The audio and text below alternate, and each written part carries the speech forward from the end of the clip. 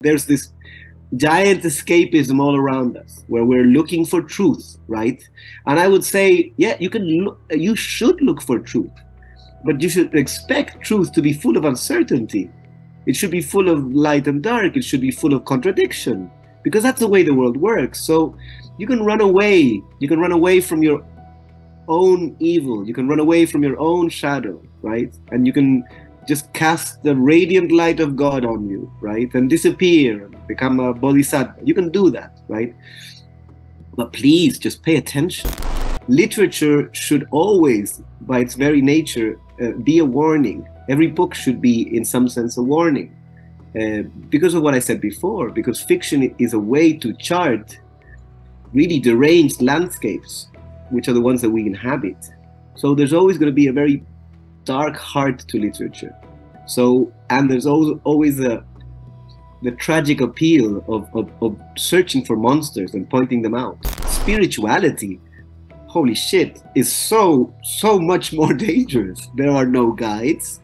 You're there by yourself. It's the deepest part of the forest.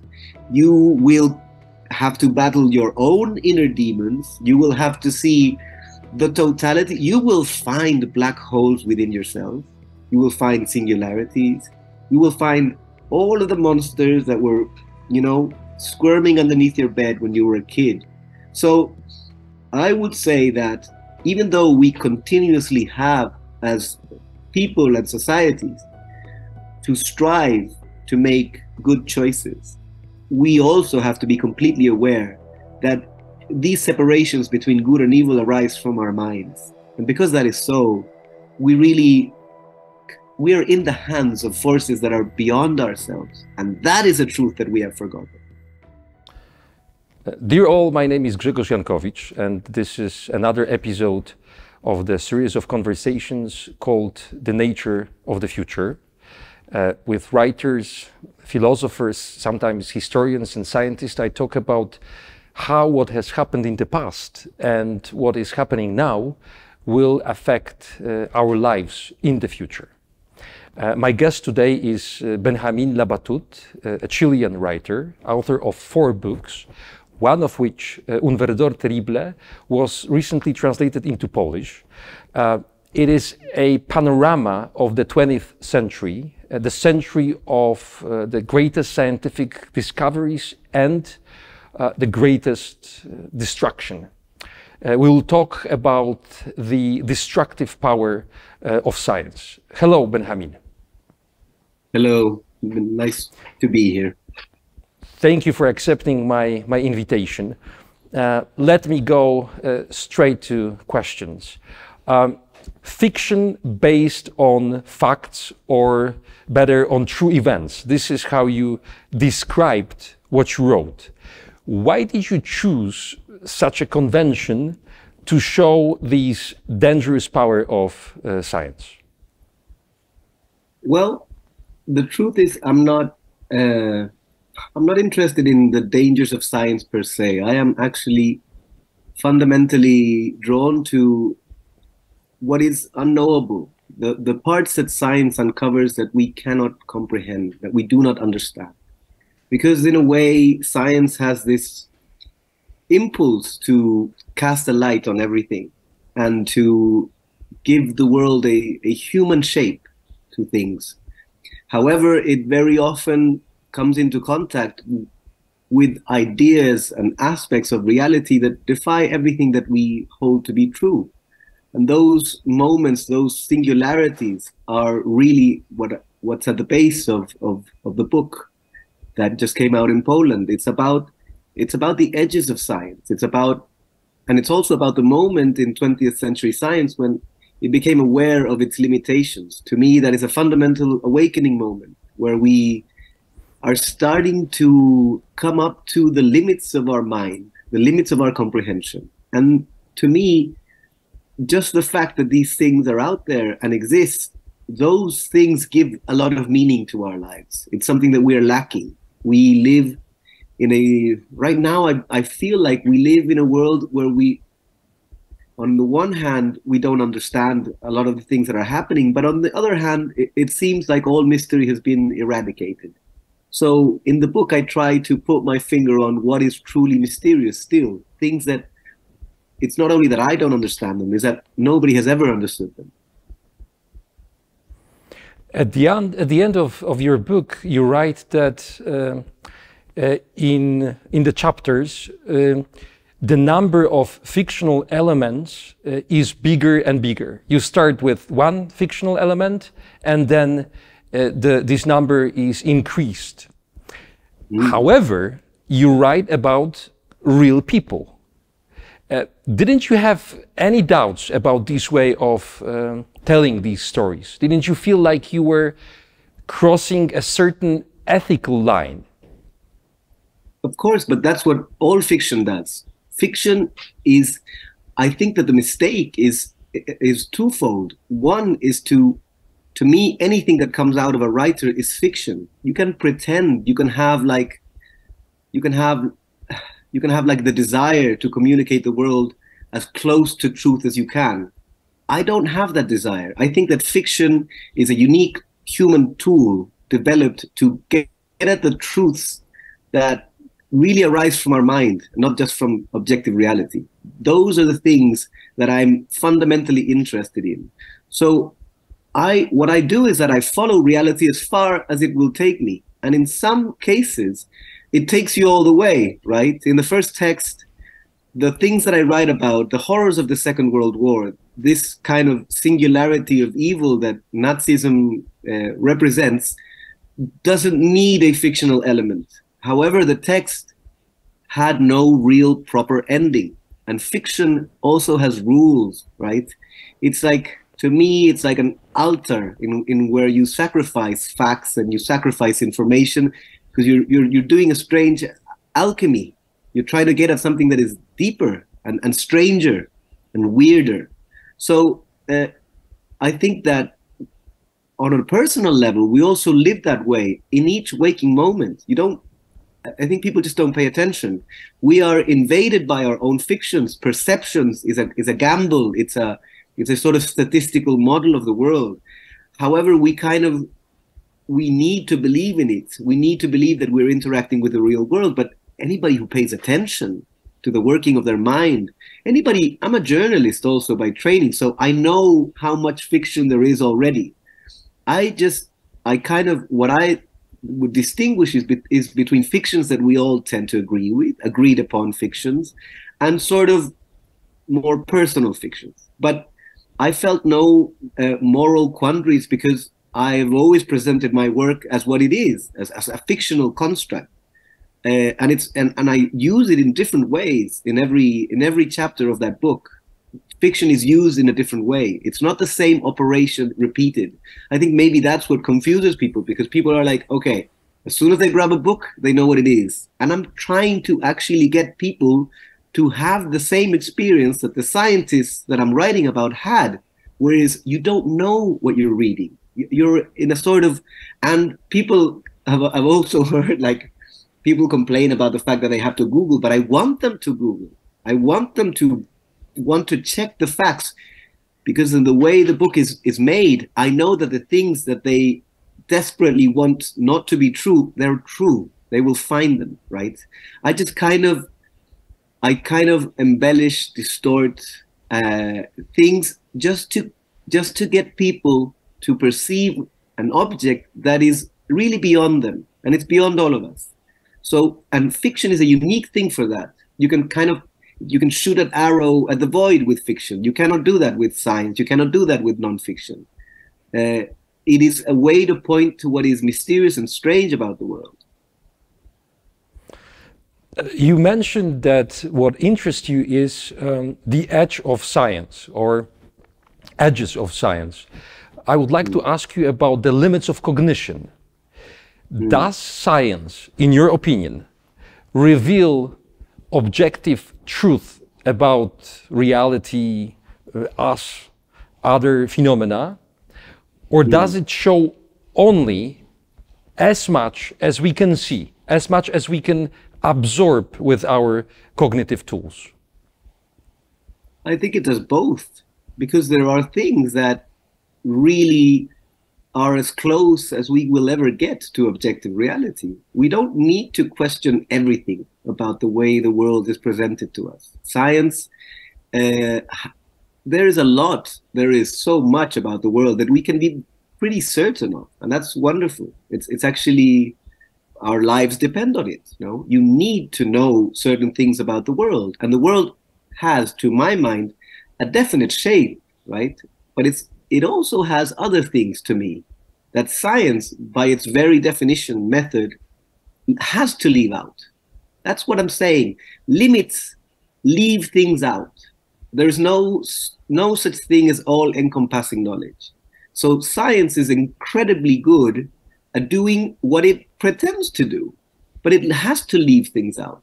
And the things that it leaves out, we have other tools for that. We have art, we have culture, we have music, we have perception, we have, and these are the tools that I think a writer uses. We have delirium, we have madness, we have all types of mechanisms with which we also interact with reality. And though those realities that we experience when we are hallucinating, when we've lost our minds, are not objective reality at all, they're the farthest you can get from it, it is still a fundamental human experience, and one which we can learn from and that we need.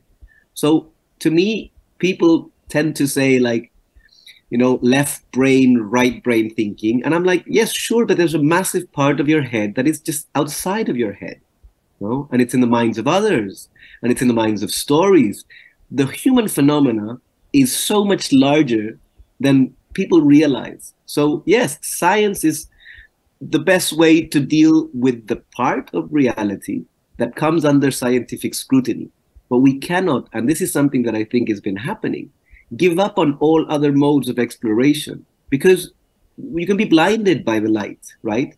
There's a great darkness to the world. There's a great darkness to ourselves, and we have always developed tools to deal with that, right? It's just imagination is there. So both things, I think, yes, there's a lot of things that we can be sure about. But then again, there are things in science that are so deeply mysterious and are kind of point past science. And those are the objects that I choose, right? Because I think there is where the ground becomes shaky, and then it just drops away from you, and you're suspended in a strange state. And I tend to take my characters all the way there. You mentioned that you didn't want to present only the destructive power of science. But science is enemy to humankind in your book, and the biggest enemy has a specific name in your stories. It's mathematics. One of your characters makes the following statement: it was mathematics, not nuclear weapons, computers, biological warfare, or our climate Armageddon, which was changing our world to the point where in a couple of decades at most, we would simply not be able to grasp what being human really meant. Why should we blame mathematics, Benjamin? Oh, we shouldn't. Mathematics is a wonder. I am interested in it because it is the most esoteric aspect of science. If you scratch science, modern science at least, you will go down to math. And beyond that, we don't really have like any inkling of what is there, right? What we have these languages to interact with reality. We have spoken language, and we have this language of symbols that is mathematics. What I'm saying is that both of these things give us a lot of power. They give us a lot of power. They're incredibly dangerous. And you wouldn't know that, right? Just to look at it. But we should not forget that the first thing that we teach children is to read and to do math. Well, actually, before that, there's the more fundamental part of moving your body around, shitting and pissing and eating, which is incredibly important, and drawing, right? But then, when we sort of want to turn one of these little beings into human, we teach them these languages. And those languages are wondrous, that's the word, right? So the problem, you shouldn't confuse what is in my book with what I think about the world. That's just a common mistake. Because literature should always, by its very nature, be a warning. Every book should be, in some sense, a warning. Because of what I said before, because fiction is a way to chart really deranged landscapes, which are the ones that we inhabit. So there's always going to be a very dark heart to literature. So, and there's always the tragic appeal of searching for monsters and pointing them out. I guess what I'm trying to say in that paragraph is for people to pay a little bit more attention to mathematics, because it's a foreign tongue. I mean, I don't know how to use it, and I do know that someone who does kind of carries a world inside of their head that is unbelievably vast and that I have no access to. And we are all, you know, like children with respect to this.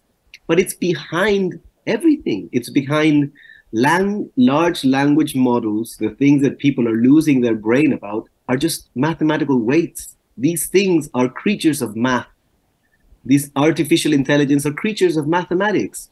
And people who know about this are aware of it, right? But there's a lot of engineering on top of that, right?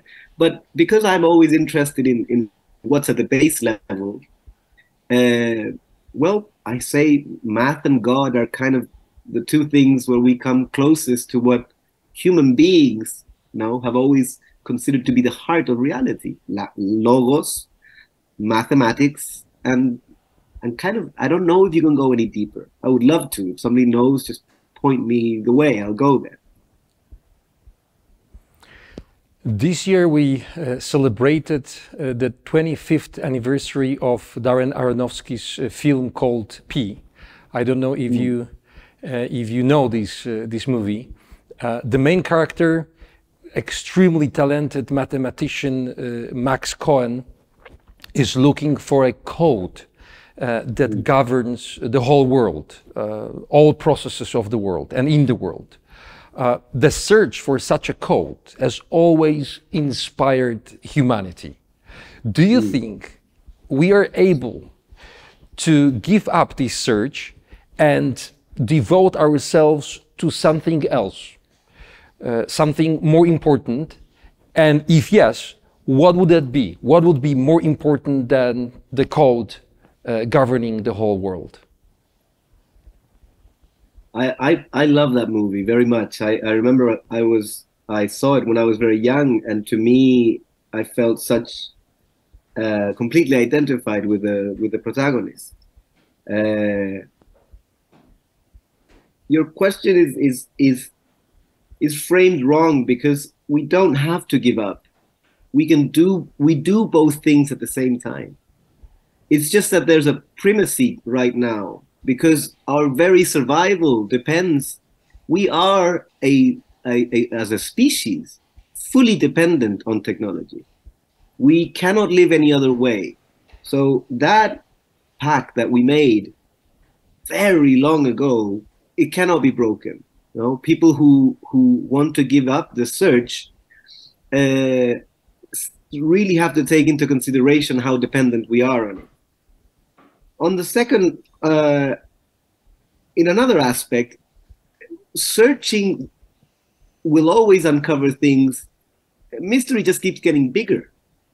The universe is just unfathomably big and complex.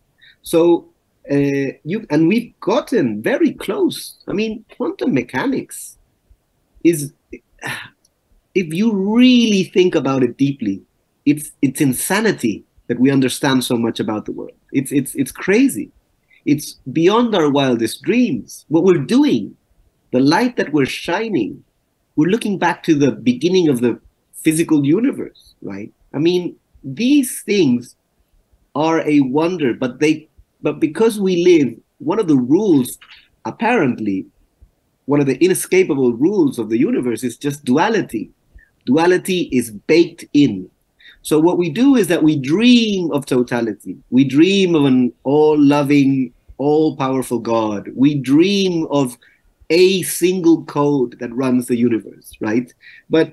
And this is just a guess on my part, because But I would say that there will be at least two codes running the universe, because things are split in two. It's a fundamental truth.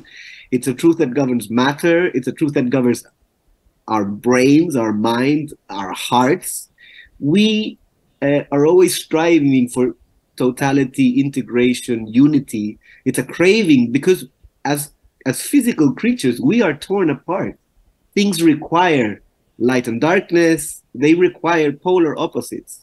So that fundamental separation is something that goes all the way from how your heart breaks when you realize that you are a being apart from another being, all the way to how we can create, how we could find a code running the universe, and we'll still be left with other questions.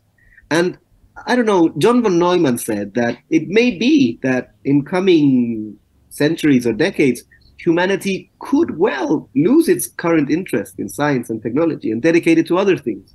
There are moments in time where the priorities have been very different, but that's not going to fix, because there is no fixing the fundamental duality. There's nothing you can do. And giving yourself over to that without kind of quitting, no, without just letting your hands drop to the ground and falling into despair, is just part of being an adult human being. I totally agree with you, but I'm asking this question because of the book. Look, there is there are two characters who must choose or want to choose one over the other. For example, your Alexander Grothendieck, your version of Alexander Grothendieck abandons mathematics in favor of some other practices, spiritual practices. And this is, of course, a gesture, not only saving himself, but also in the background, there is this thought that perhaps he does this to save other people. Because if he continues to work on his ideas, it will be too dangerous. Yes, and again, I'm going to quote John von Neumann. The danger is intrinsic. It doesn't arise from a single discovery, from a single technique. It doesn't arise from a single person. The danger is intrinsic because we are mortal beings. And that is just, that's kind of it. Everything we do has consequences. Every thought you have has consequences. And that is really, really hard to accept, because we would want to simplify. We would want to choose. And it's not like I'm saying that that is not a contingent and horrifying question that everybody has to face. I mean, Alexander Grothendieck, I would just like to point out that my version of Alexander Grothendieck is incredibly true to life, which is why he is my favorite character. The only thing I made up in that story really is the connection between Shinichi and Grothendieck. But Grothendieck's life is like that. He actually did those things. There was no need to invent anything. What Alexander has is a gift for abstraction. And that is also like a blessing and a curse. Because if you see, and this happens to people who meditate, and it happens to people who have, I would say, a hunger for something, or just a feeling that there exists something in the world that is very big but very subtle at the same time. And you can go down that particular path, but as the book shows, it's not safer than the other at all. It's not. They're both the, I would say, right-hand, scientific-minded way of looking at the world has many dangers, but spirituality, holy shit, is so much more dangerous. There are no guides. You're there by yourself. It's the deepest part of the forest. You will have to battle your own inner demons. You will have to see the totality. You will find black holes within yourself. You will find singularities. You will find all of the monsters that were, squirming underneath your bed when you were a kid. So I would say that even though we continuously have, as people and societies, to strive to make good choices, we also have to be completely aware that these separations between good and evil arise from our minds. And because that is so, we are in the hands of forces that are beyond ourselves. And that is a truth that we have forgotten profoundly. We all live, because we wake up and we have a quantum computer in our back pockets that tells us everything, and we feel that we are kind of in control, but we're not. We're not. We've never been, and we're never gonna be. It doesn't matter. We could find the formula. I could give you God's phone number today. It's not gonna help the human condition. We are a species that is haunted by itself. And you can deny that that spirit exists. You can say it doesn't exist. It's a phantasm. It's an image. It's still there. It's always been there. It seems to me that with these stories, with this book, with this dystopian novel, you wanted to draw attention to the randomness of our fate or randomness of our lives. When I read it, I had this feeling that on the one hand, we have science which tries to answer important questions and solve fundamental problems, while on the other, everything seems to be governed by chance. Everything, including the lives of scientists you describe.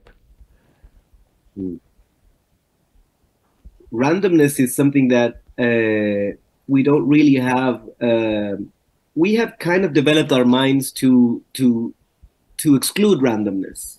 No? Randomness is such a fundamental force, but it is a force of chaos because it brings things that are unexpected, that are new. Without randomness, well, what I try to do in the book is show that randomness is in the heart of matter, not just our minds. It's there, it's a fundamental part, right? So I'm never, ever trying to point to a single idea. I'm always trying to, and ideally what I want is for people to see the order and the chaos at the same time. And that is something that literature can do and that art does.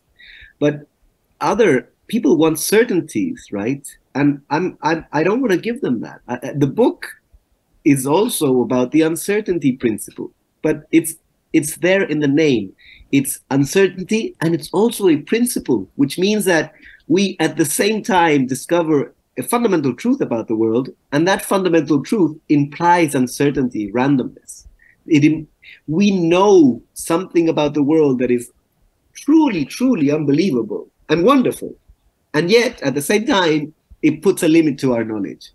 So throughout the book and throughout everything I write, I'm always trying to get people to consider these contradictions, because I think that's it. The heart of all things is a contradiction. You're not going to find a single value.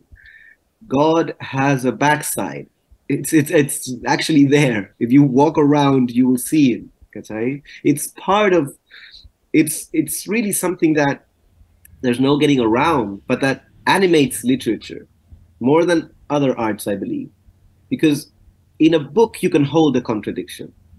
You can hold a contradiction. Movies, not really, right? People want, because movies are an art made of light. Really, it's a projection of light, and books are a projection of shadow. It's a completely different beast. In every word there is like a resounding silence. There's a void there. In books are very different. So no, what I'm trying to point out both things. I'm saying, look at randomness and look at the laws that govern randomness as well, because there are patterns in randomness. There's giant attractors that flap with butterfly wings. It's a beautiful thing, right? It's a beautiful thing that we cannot predict the long-term functioning of a chaotic system. And it's because it also puts a limit on what we can do. For example, if that wasn't so, back in the 50s, they really thought they could control the weather, which is great. You can divert hurricanes and tornadoes, but you can also direct them to the neighboring country. So you have climate warfare. During pandemic, there were people who believed that virus was nature's response to our excessive and destructive way of life. Don't you think that behind such beliefs is the hope that some bigger intelligence controls nature, controls the universe? In this way, we can protect this precious conviction that what we experience is not entirely random. I think people who have those views on nature have not spent enough time in nature. Nature is cruel, it's indifferent, it's violent, it's beautiful. More than anything else, to me, nature is beautiful, but it's a beauty that calmly disdains to destroy us. It is so beyond us that I don't think people really, I mean, people who spend a lot of time in nature, who live in nature, they know what it's like. Their gods are terrifying. They, you know, we spend a lot of time killing things just to placate nature, right? We learn to be the vicious little animals that we are from the world itself, right? So it's funny that we project these things out, but we don't see it around us. I see it. You know, I have a garden. You know, I have a little garden. It's very small, but in it, you can sit down in spring and it's full of life and it's full of beauty. But if you pay attention, it's full of parasites and there's deadly conflict all around. Just you grab a shovel and you put it inside the earth, and if you lay down in the grass and you stay very still, things will start to eat you.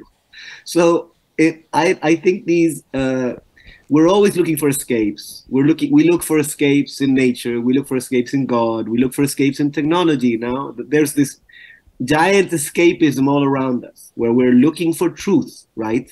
And I would say, yeah, you should look for truth, but you should expect truth to be full of uncertainty.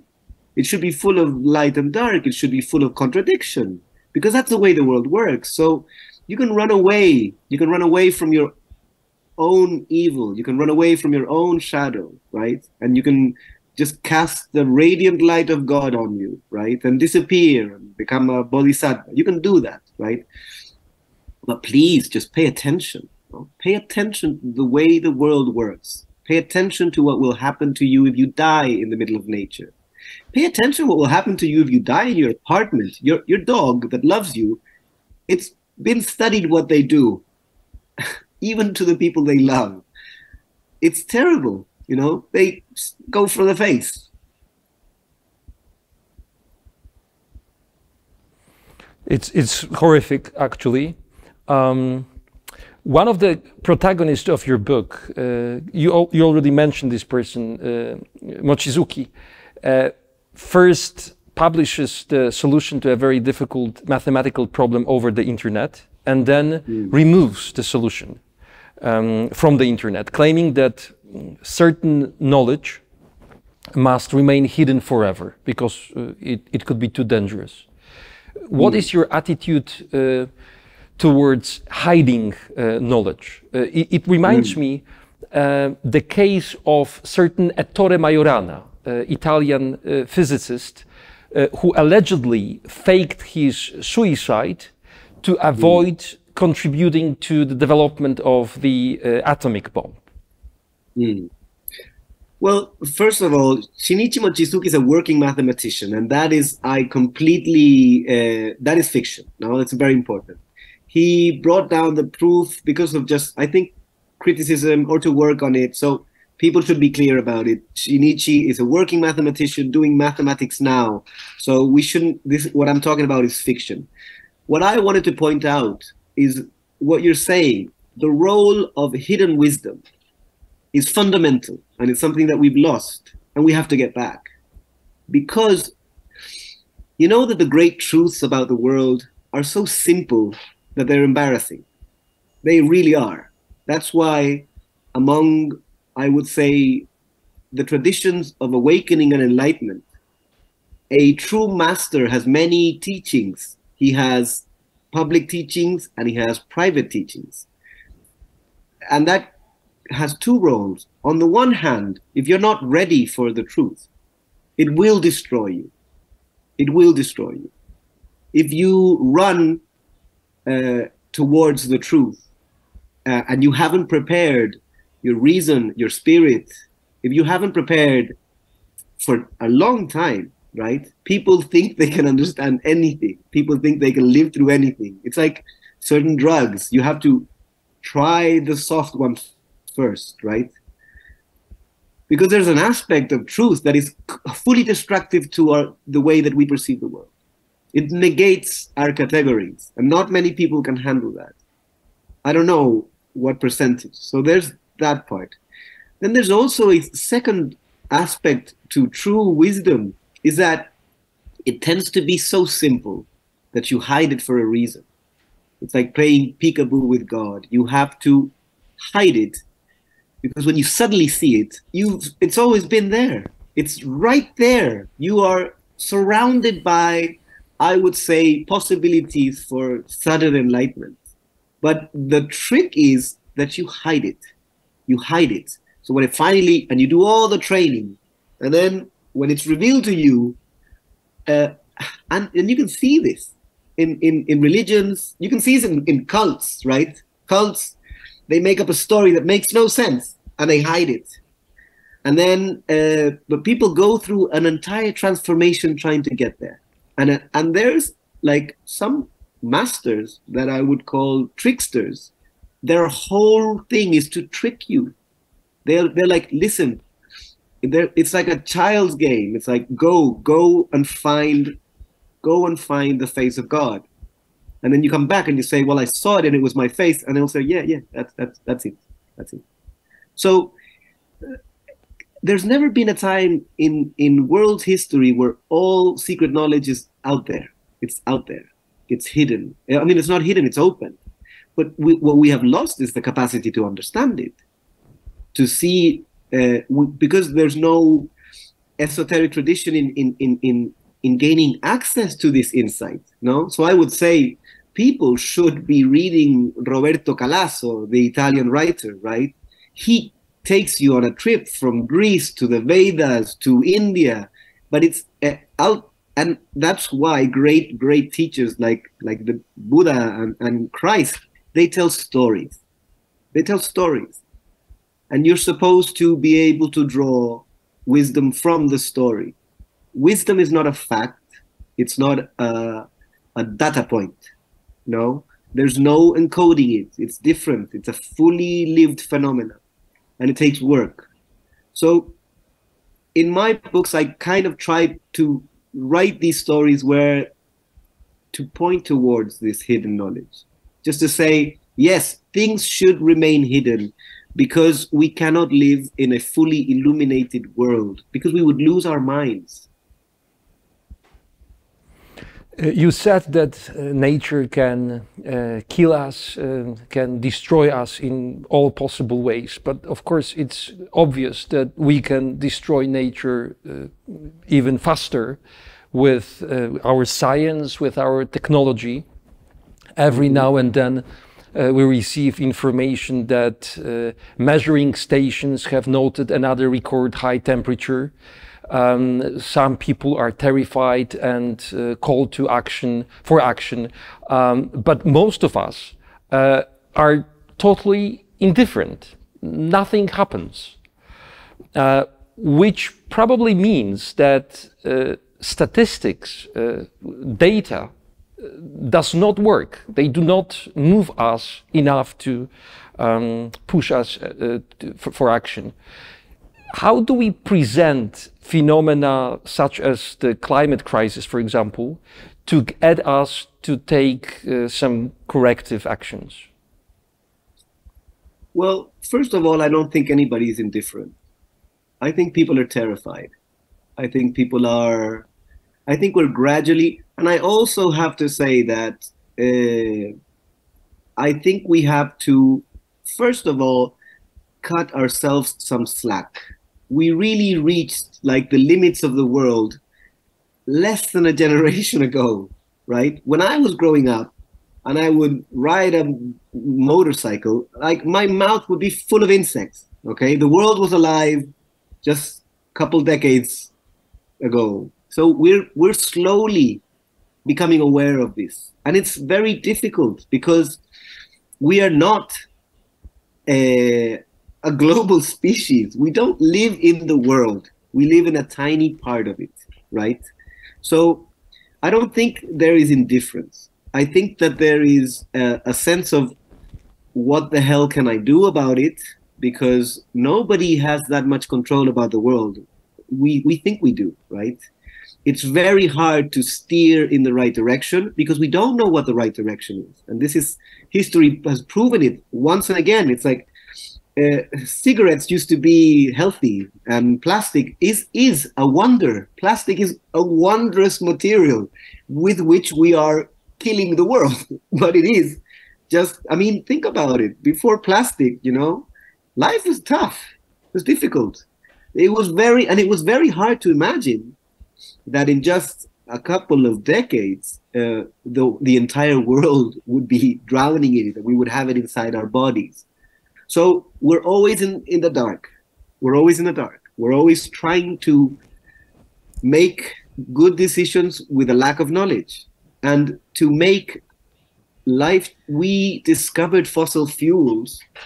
And before that, we lived just, you know, it was like the Middle Ages. People don't realize it. The modern world is like, I don't know, 1880 or something like that, 1895. It's all new. And it's been a difficult process of adaptation. I have absolutely no definite answer. We could go extinct, we could revert, we could triumph. There's no way to know. I don't have any answers for that because I think we are in the dark in many ways, right? And we have to make the things that are obvious, we should do immediately. There's a lot of things that are incredibly obvious, right? But we can never know what the consequences is. We could replace plastics with mushrooms, right? And find that in 30 years, the world is just contaminated by mushroom spora to the point where it becomes unlivable. Because we're living in that state of chaos constantly. So I don't know. I don't have answers to that. It's incredibly different. And I don't have answers to that because I suffer it myself. I don't know what to do about my life. I don't know what to do about the climate crisis. I don't know what to do. What I do know is that we shouldn't be stupid enough to say, oh, we'll just let AI solve it. You know, somebody else will solve it for us. Something will come down and find the solution. It's like, no, that's not going to work. It's not going to work. Your book is a story about male scientists. Some of them act like demigods. In their lives, women occupy secondary position. There is Clara Immerwahr, the wife of Fritz Haber, the chemist responsible for the use of battle gas during World War I.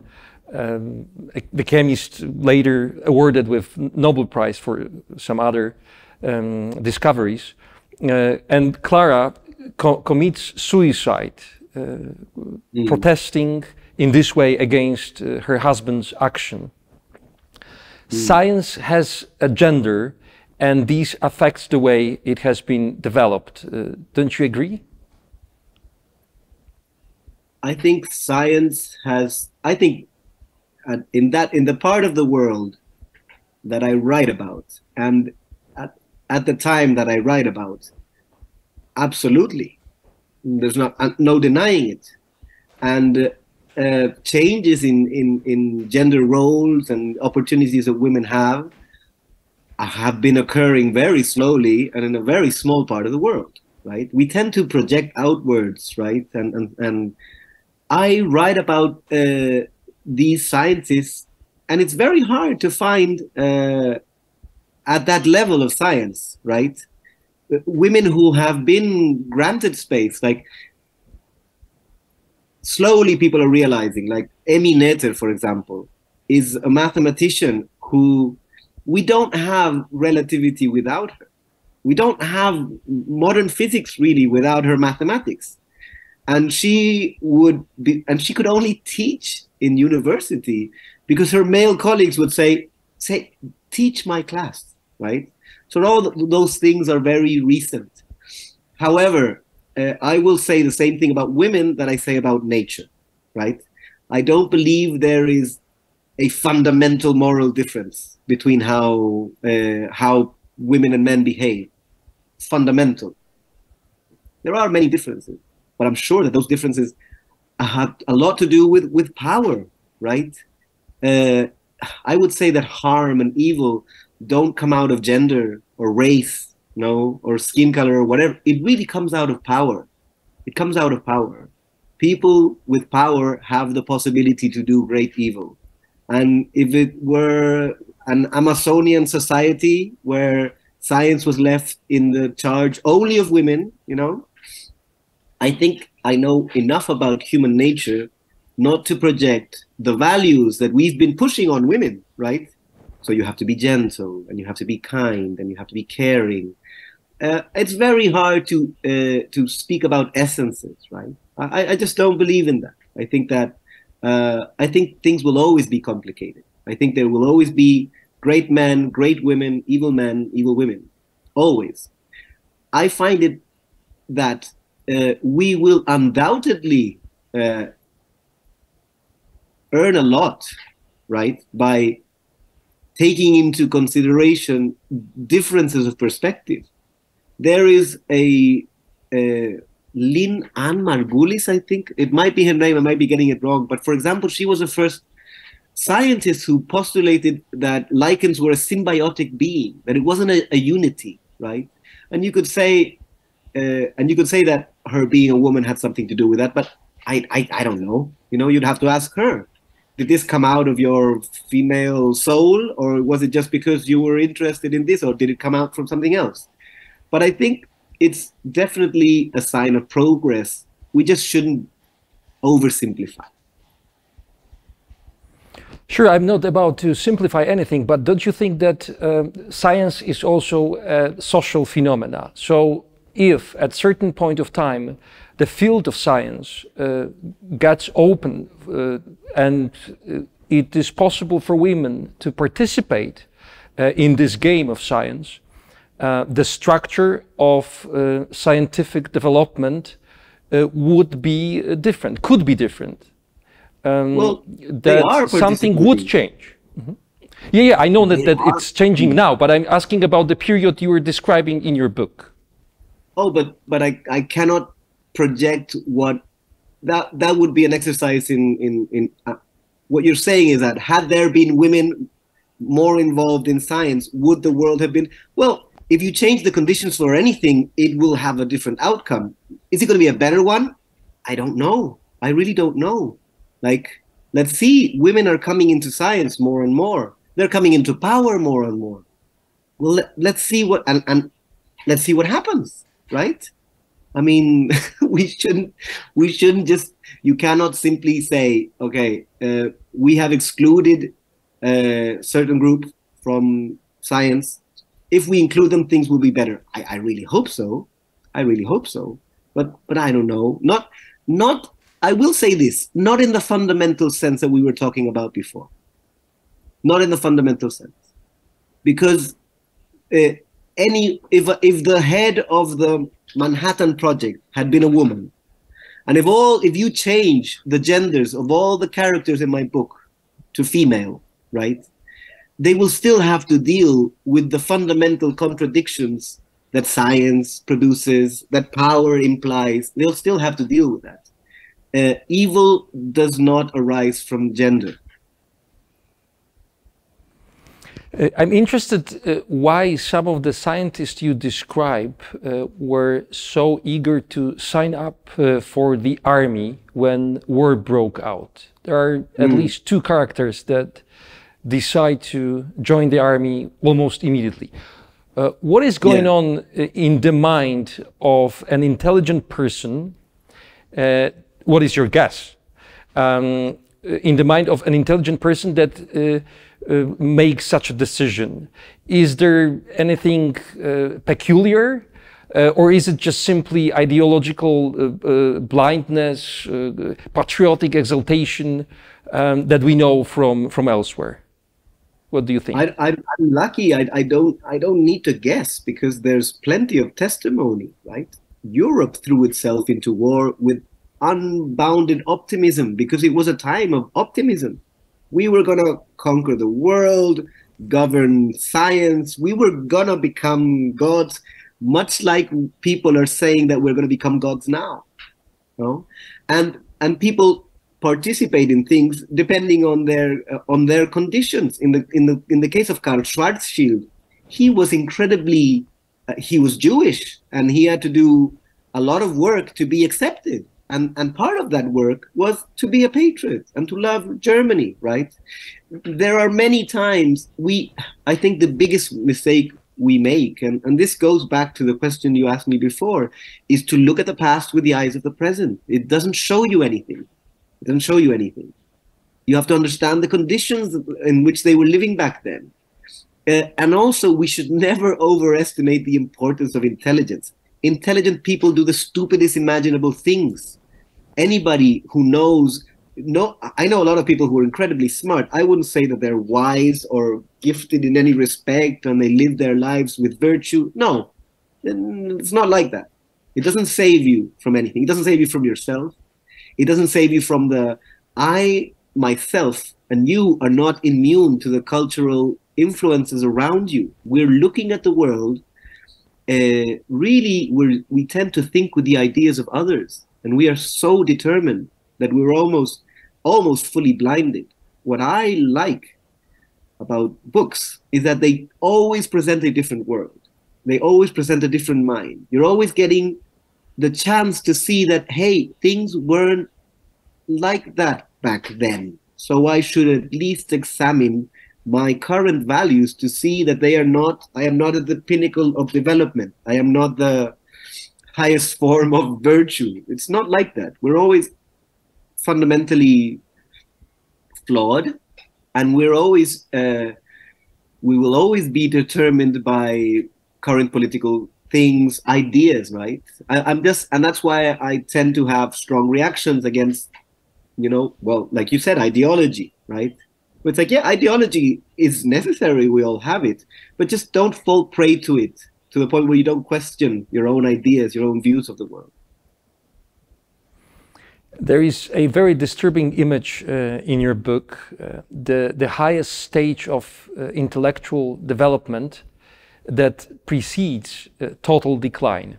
The metaphor of the citrus tree given by one of the characters called the night gardener points out to this process. Shortly before withering, the tree bears the biggest number of fruits. Do you think that we reached that point, the point of highest intellectual development, and now we are just slowly, or not that slowly, going down, and ahead of us there is this total decline? Well, I try to make the different parts of my book answer each other, right? So to that question, which is at the end of the book, I can only cite the beginning of the book, which is an epigraph by Guy Davenport, the American essay. He says, "We rise, we fall, we may rise by falling. Our only wisdom is tragic, known too late and only to the lost." So these questions can really only be answered by poetry. I cannot say a definite yes-no answer. Benjamin, thank you for this interview, inspiring conversation. Let me give one information to our audience. Dear all, the next episode of The Nature of the Future will appear on the last Thursday of August. Please be with us and be with the Conrad Festival. Benjamin, thank you again. Thank you so much for having me.